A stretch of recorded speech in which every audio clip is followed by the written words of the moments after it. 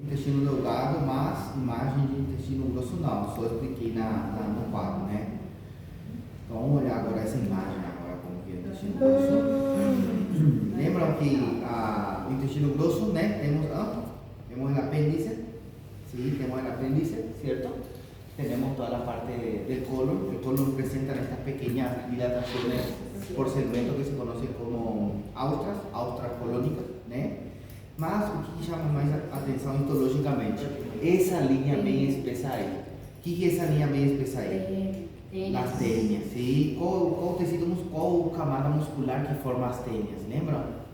É a longitudinal externa, né? Então, a longitudinal externa, né? Vai apresentar este engrossamento em banda de músculo liso, sim? Que é conhecido somente no intestino grosso, no colo, tá? Não é que seja no sigmoide ou no apêndice.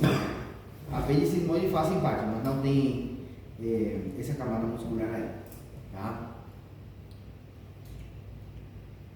Esse é apêndice, tá? Então, vamos olhar colo primeiro, tá?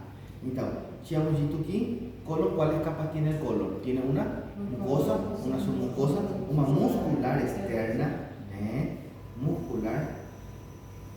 Pode apagar essa primeira luz? Sí, con certeza puede. Entonces, muscular externa, né? Então, não esqueçam, não é só muscular, tá bom? É muscular externa. Por quê? Porque a muscular aqui tem a muscular da mucosa. Não pode falar só muscular. Sí, entonces, vemos también de que puede presentar tanto serosa como adventicia. Serosa en la mayoría de sus porciones, pero adventicia en aquellas partes especialmente donde están adosados o fijados a la superficie corporal posterior, sí, a la pared corporal posterior. Entonces miren ahí, mucosa, submucosa y la muscular externa, sí. A ver, ahí. Entonces, ¿cuál es la diferencia? Olhem a semelhança que tem o intestino delgado com o intestino grosso, né? Mas, para que aqui tem essas glândulas, quem que é essa glândula tubular simples, é a glândula intestinal ou cripta de Lieberman. Isso também tem no intestino delgado como no intestino grosso, né? Então, aqui você percebe já que tem maior quantidade de células caliciformes, abundante, né? E o mais interessante é que aqui deveria ter o quê? Para falar que é vellosidade? Digitações. Evaginações digitiformes. Tinha que ter aqui para falar que essa seria a diferença principal visual, né? Que intestino delgado tem essa estrutura que se conhece como vellosidade, né? A mucosa se proyectaba en forma de dedo. Entonces você olha aqui, ele não tem mais estas dilataciones digitiformes que se conocen como vellosidade. Então, quando você encontra uma estrutura, uma mucosa semelhante ao intestino delgado, mas não tem vellosidade, então isso já faz parte do intestino grosso. Tá? Agora, olhamos então a camada submucosa. O que tem a submucosa? Tecido conjuntivo denso, irregular, tem tecido adiposo. Enxergamos aqui o vaso sanguíneo de maior calibre, né? Vena, arterias, vasos linfáticos, o plexo de Meissner. Sim, já sabem o que é o plexo de Meissner, já falamos na teoria, né? E olhamos aqui a circular interna, né? E não dá para ver tudo, mas aqui já começa a longitudinal externa que forma a tênia do colo. Aqui não sei se vocês percebem, deixa eu marcar mais, aqui, não sei se vocês percebem, tem uma superfície mais esbranquiçada, né? O que será que é isso, essa superfície esbranquiçada?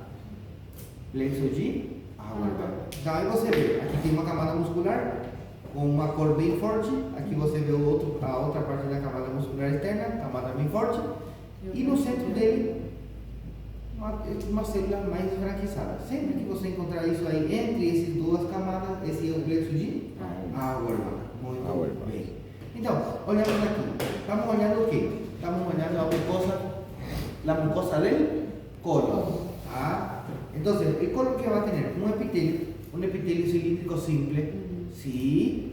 Y ya hemos dicho que só o intestino delgado tem 6 tipos de células no epitelio, mas qual é a única célula diferente assim que não está presente aqui no intestino grosso? Tem uma célula que não está presente no intestino grosso, mas que sim é importante no intestino delgado. Ou seja, está no intestino delgado, mas não está presente aqui no intestino grosso. Qual é essa célula? Células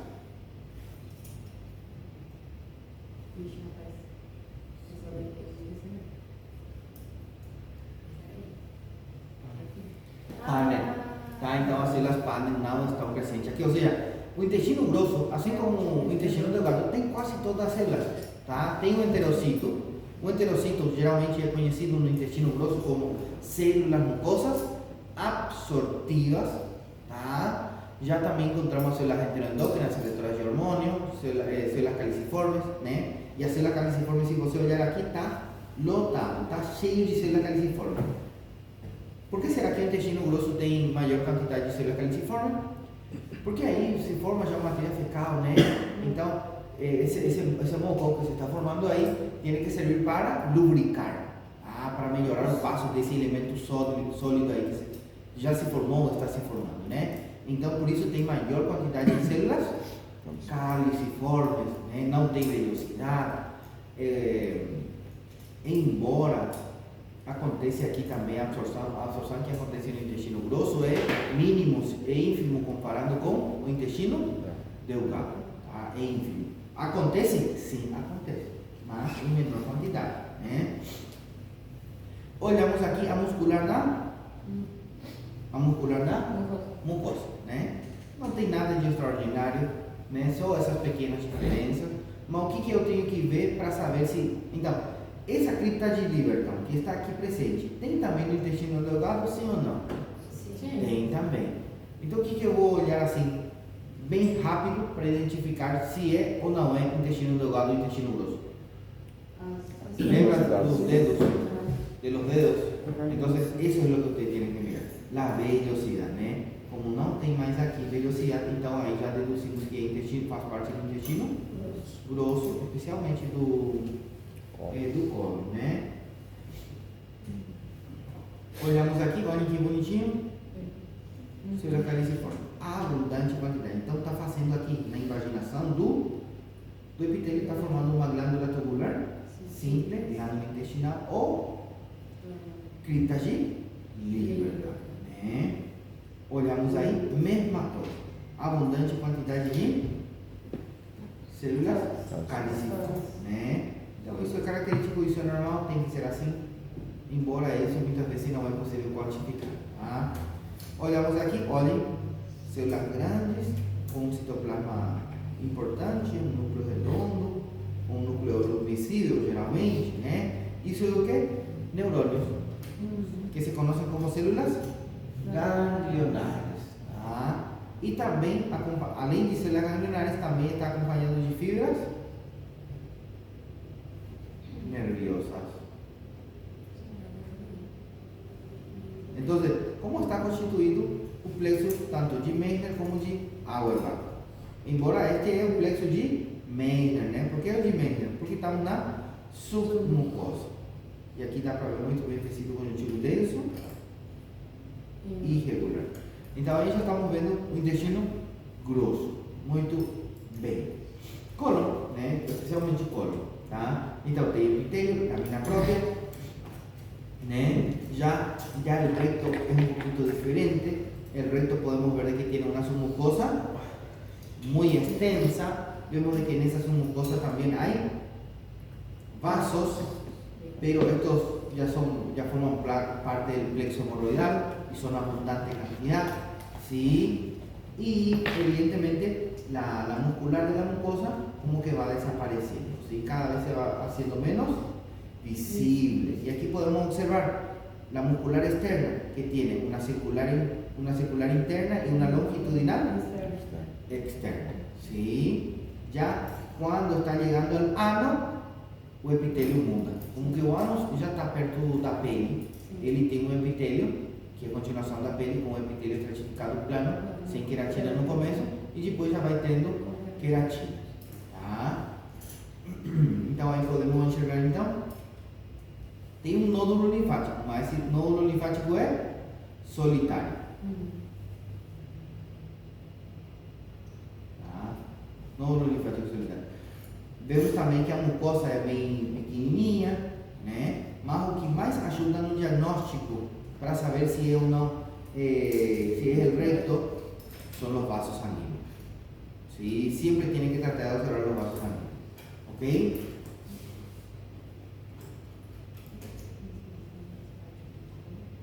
Miren chicos, ahora vamos a continuar olhando o apêndice. ¿Tá? El apéndice es parte del intestino grueso o no? Sí, es parte del intestino grueso.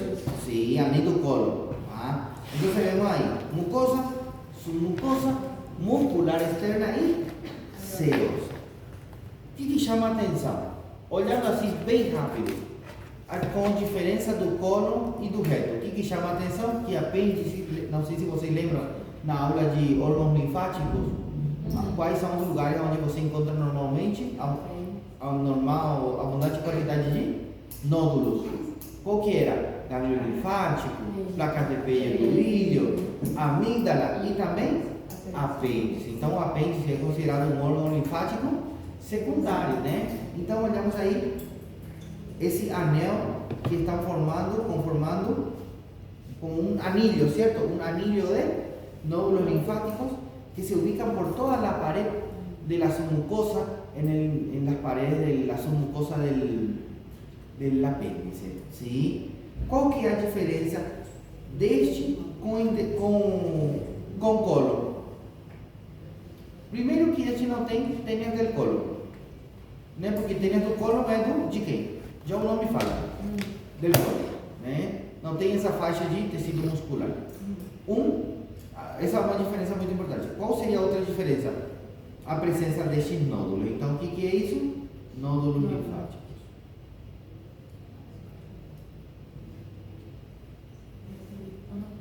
Eles se formam aonde? Em la submucosa. Mas sabe o que acontece aqui? Que tem um probleminha. Esse nódulo linfático cresce, atingindo a lâmina própria, então aí já fica meio confuso, né? Quando você olha, não sabe se está na lâmina própria, se está na submucosa. E na realidade, o que aconteceu? Se formou aí na submucosa, ele cresceu, se expandiu e atingiu até outras camadas, e isso é comum no apêndice. Tá? E aí você percebe aqui a luz é bem reduzida, bem pequenininha, né? Por isso que quando alguma coisa obstrui aqui, já provavelmente vai desencadear um processo inflamatório agudo, né? Que se conhece como apendicite, né? Bom, então essa é a única diferença. Me digam, esse ali, tá, vou falar tudo.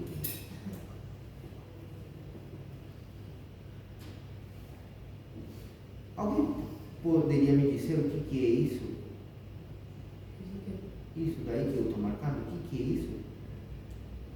Alguém poderia me dizer? Deixa eu ver aqui. Aqui tem essas linhas aí, aqui parece uma bolinha branca e aqui parecem tubos. São tubos, tá? Que tubos? Qual que é o nome desse tubo? Criptas de liver, glândulas intestinal. Então, aí vemos de novo, ele é muito importante para poder identificar se é intestino delgado ou grosso, né? As duas? Os dois Sim, os dois, né? Exatamente, vai depender do corte, né? Deixando mais perto e olhem, nódulo linfático, aqui já tem uma destruição muito importante do tecido, onde tinha nódulo linfático, tem abundante quantidade de tecido linfático difuso, vemos aqui as glândulas, as criptas de liver, né? O epitélio mesmo do cólon, e aqui vemos as submucosas, vemos a camada muscular externa. Então, a camada muscular externa geralmente ela é mais é mais adelgazada, é mais fina que el músculo la muscular externa del colon. Tá? É mais fininha, porque não esqueçam. Olhem, só isso é o apêndice. E olhem aqui o colon ascendente, transverso, Tem descendente. diferença deles na parte histológica, quando você vai olhar? E Gastamento? No ascendente? é muito feio. Não, aí não dá. É. Não dá para saber se é ascendente, transverso, descendente, tá? Anatomicamente sim, né? Mas olhando no microscópio não dá. Então olhamos aí, essa mucosa não tem nada de extraordinário, embora já sabemos que o nódulo linfóide, tínhamos dito que se forma na submucosa e ele cresce, se expandindo até a lâmina própria. Vemos aqui então a muscular externa, circular interna, longitudinal, externa, embora é muito mais fininho a camada de tecido muscular. Então não sempre dá para ver essas duas camadas aí, na maioria das vezes está mal definido, então você só enxerga uma camada muscular. Tá? E por último a células, né? Que vocês já sabem também que é seu equivalente anatômico, é o peritônio, né? Bueno, o que estamos olhando aqui? Mucosa, submucosa, a camada muscular externa, serosa, né? Então vemos aí a mucosa, tecido linfático difuso, nódulos linfáticos, né? Vemos a muscular da mucosa, realmente está meio apagado, né? Mas pelo menos dá para ver ainda vagamente, né? Dá para ver aqui a mucosa. Mas o que te faz dizer que é apêndice e não cólon? Sendo que se a única coisa que ajuda é reconhecendo os nódulos. Se não dá para ver os nódulos, galera, não tem como saber se é apêndice ou não, né? Então, se não tem nódulos, então é cólon. Se tem nódulos, é apêndice. Porque visualmente a característica deles é idêntica, tá? As células são iguais, tá? As glândulas intestinais são iguais, então não tem nada assim que seja extraordinariamente diferente, tá bom? Olhamos aí, mucosa, né? Aqui vemos, como eu falei para vocês, a circular interna e olha a longitudinal, bem fininho aí, né? Como se fosse ficar mais atrofiado, né? Não sempre dá para ver essa camada muscular. No cólon sim, é muito fácil ver a circular e a longitudinal, mas aqui não. Aqui geralmente você vai ver só uma camada muscular e já, né? A maioria dos apêndices, quando você olha, também apresenta um certo grau de inflamação, onde não dá para delimitar todas as camadas, né? Esse daqui, por exemplo, já é uma apendicite. Esse daqui é uma apendicite. Aqui, por exemplo, dá para ver uma erosão, né? Uma úlcera. Aqui já dá para ver que tem tecido necrótico, com um certo grau de hemorragia, né? Então já é uma lâmina já com apendicites. Aqui, por exemplo, dá para ver que tem muitos pontos. O que será que esses pontos? Já são neutrófilos chegando na área da lesão.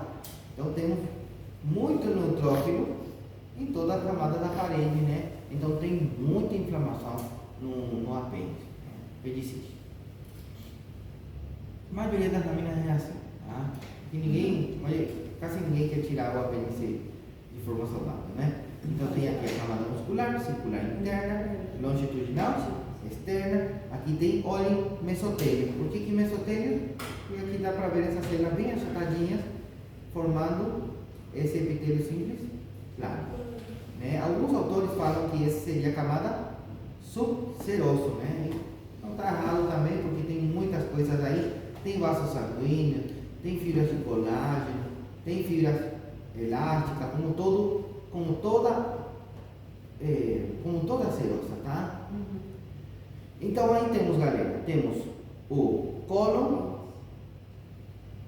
apêndice e recto. Olhem aqui que bonitinho, circular interna, as teias do cólon, né? Então a longitudinal externa, aqui pelo menos nesta imagem está formando o quê? Essa banda bem grossa de tênias del corpo. Então aí temos, galera, aí temos. Que camada que é essa? Olhem aí, vou marcar melhor aí. Que camada é essa? Mucosa. E essa camada? E essa camada? Isso, muscular externa. E aqui a serosa, ó, adventícia, né? Perfeito, gente. Então, aí olhamos, tá? Antes de... Fígado não vai dar o tempo, infelizmente, mas... Vesícula biliar sim. Vesícula biliar vai dar certo, sim. Para olhar. Olha, galera, quem que forma a bilis? Quem que produz a bilis? O fígado, né? O fígado produz a bilis, mas seu reservório natural é a vesícula biliar, né? A vesícula biliar, então ele atua como reservório da bilis, né? Toda a bilis que produz o fígado. Então, essa é a função dele, reservório. Além disso, é muito importante, tá? Então, como que ele é mais de reservório, ele não precisa fazer muitas coisas, né? Então ele não tem também muitas camadas, vai perdendo muitas camadas, tá? Então, qual camada que não está presente aqui? Não tem. Primeiro, não tem a submucosa, que em todos os órgãos estão enxergando. Aqui aparece um órgão que não tem a submucosa. O que separava a mucosa da submucosa? A muscular da mucosa. Então, não tem muscular da mucosa, tá? Não tem submucosa. Então, o que tem? Mucosa, muscular. Aqui não precisa de ser muscular externa, porque já não tem a muscular da mucosa, que é interna. E vemos que pode ter tanto serosa como adventícia. Então, a adventícia é tecido conjuntivo denso, irregular, e tem tecido adventícia onde fica em contato direto com o fígado, tá? Agora, serosa é peritônio, então vai estar em contato, vai formar parte da parede da vesícula biliar, mas aonde? En su porción libre, ¿sí? Entonces, en la porción libre, Cai na prova de anatomia. então, tá? É que é importante, gente, tá? É que é importante. Então, en su porción libre, entonces, revisten a la vesícula biliar, ok? Onde está livre, tá? Onde não está em contato com o fígado, isso quer dizer porção livre, tá? Onde não está em contato com o fígado, tá? Então aí percebemos que tem peritônio, tá? Bom, olha que interessante. Vemos aí a mucosa, né? Depois vem a camada muscular. Por último, a adventícia, né? E vemos aí que a mucosa apresenta pliegues, mas não é vellosidade, gente. Tá? Então, vellosidade é um termo exclusivo do intestino delgado. Tá? Embora aqui pareça ser como se fossem vellosidades, você percebe que são mais extensos e mais irregulares. Tá? Então, não é vellosidade. Visualmente semelhantes, mas não é vellosidade. Tá? Então, olhamos aí, o que é isso? Pliegues longitudinales. Tá? Estos pliegues são largos. ¿Okay? Bueno, entonces ahí podemos ver pliegues o epitelio da vesícula biliar, que é epitelio cilíndrico simples com microvellosidade, tá? Embora essa microvellosidade não seja abundante como o intestino delgado. Então, tem aí microvellosidade? Tem, tá? Então é assim que eles ficam absorvendo muitas vezes o colesterol, os lípidos que tem a bilis, tá? E quando absorve esse colesterol, porque tem muitas vezes está estagnado, né? Muito para não tem circulação dessa bilis, os macrófagos ficam engolindo todo esse líquido, né? Isso mais para frente você vai chegar em anatomia patológica. Muito bem. Então vemos aí mucosa, muscular, serosa ou adventícia. Nesse caso adventícia porque é uma camada gigante, né? Olhamos então aí o pliegue, né? Pliegue, vemos aí o pliegue. Vemos o epitelio, vemos a lâmina própria, tudo bem? Olhamos aqui pliegue, o epitelio cilíndrico sempre com microvellosidades, lógico, não tem células calciformes, nem precisamos falar, nem lembrar dele, né? A lâmina própria, tipo veia muscular, né? Não é muscular da mucosa, é só muscular, né? Embora o livro costuma dividir ele em camadas, sinceramente, todas as fibras se encontram misturadas uma com outra, tá? Estão misturadas uma com outra. Então é assim que, quando querem fazer uma dissecção anatômica, não é possível separar as fibras, porque justamente está acontecendo isso. As fibras vão se misturar, tá? Então olhamos aí, que tipo de tecido muscular? Músculo liso. Mas olhem aqui, muito interessante. Olhem esta parte. Olhem aqui. Essa é a camada muscular, né? Vou mostrar para vocês. Esse é tecido muscular, né? Esse é tecido muscular. Ok? Músculo, músculo. Mucosa. Músculo, músculo. E aí você percebe que a mucosa não respeita. Aqui sim, a mucosa está no seu limite, né? Ou seja, a mucosa está no seu território. Aí a mucosa está no seu território. Bom, o que aconteceu aqui com a mucosa? Ele invadiu a camada muscular. Geralmente isso são sinais pró-inflamatórios, tá? Acredita-se, tá? Que são sinais pró-inflamatórios de que provavelmente a vesícula biliar está passando por um processo inflamatório já, tá? Então, essa invaginação profunda, profusa da mucosa, isso se conhece como seno Rokitansky-Aschoff, né? Então, o que são os senos Rokitansky-Aschoff? É a invaginação profunda da mucosa, atingindo outras camadas, como a muscular da mucosa. E você encontra isso na maioria das pessoas, e também quando você analisa, por exemplo, uma inflamação da vesícula biliar, né?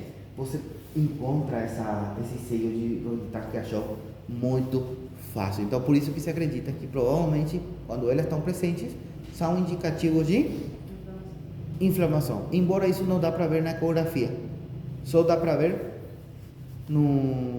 na biópsia, quando faz biópsia disso, senão não dá. Tá? Então, o valor dele é mais histológico, né?